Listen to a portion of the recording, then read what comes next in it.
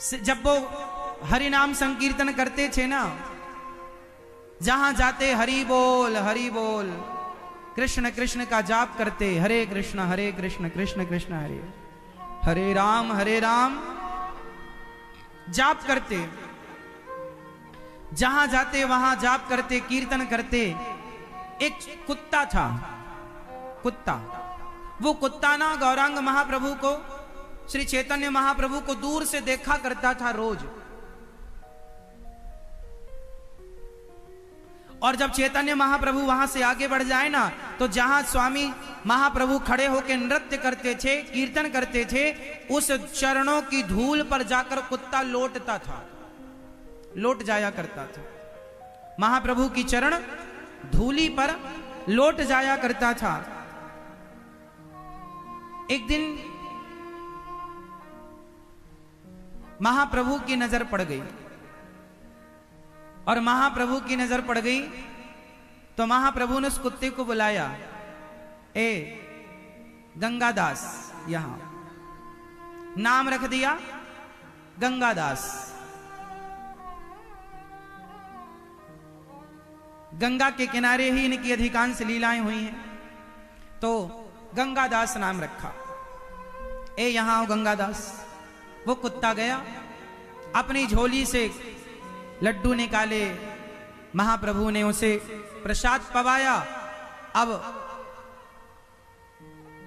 महाप्रभु ने स्वीकार कर लिया, आज से तू हमारी मंडली में सम्मिलित हो गया, अब तू भी हमारे संग प्रसाद पाया कर, तू भी हमारे संग चला कर। अब वो कुत्ता बड़ा खुश। लेकिन जो महाप्रभु के सखा थे, जो मित्र थे, जो कीर्तन करने वाले अन्य लोग थे, उन्होंने कहा, प्रभु ये क्या, ये कुत्ते को साथ में रख लिया आपने? वो कुत्ता कीर्तन करते करते रोता था। जब वो महाप्रभु कीर्तन करते तो वो बोल तो पाता नहीं था, पर भौंकना बंद कर दिया उसने। और भौंकने की जगह जब वो ध्यान से कोई सुने तो उसके भौंकने में गोविंद गोविंद निकलता था और रोया करता था वो।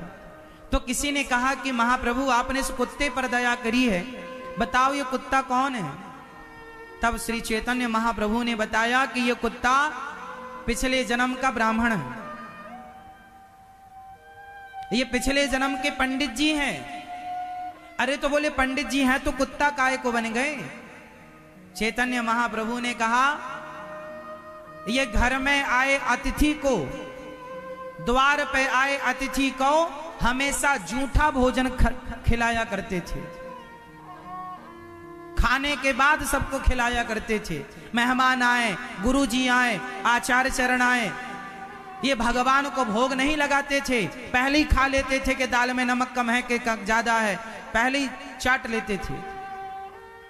तो इन्हें दंड दिया गया कि तुमने साधु संतों को भोजन कराने के पहले भोजन किया और उन संतों को जूठन खवाया, जाओ तुम्हारा दंड यही है, जाओ अब जूठी पत्तलें चाटो, तुम कुत्ता बन करके अपना यापन करो। वो पाप के कारण कुत्ता बनना पड़ा। और बाद में श्री चैतन्य महाप्रभु ने उसे अपने साथ रखा और उसे भगवान नाम का आश्रय दिलाकर उस कुत्ते की भी बुद्धि निर्मल की, और वो प्रायश्चित करता हुआ अंत में उस कुत्ते ने गंगा जी में जल समाधि ले ली थी अंत में। और चैतन्य महाप्रभु की चरण रज और चरण धूल प्राप्त करके उसने अपने आप को अमर कर लिया। कहने का तात्पर्य क्या है कि आप यदि कुत्ता योनि को प्राप्त भये हैं, वह भी आप अपने कर्मों के कारण।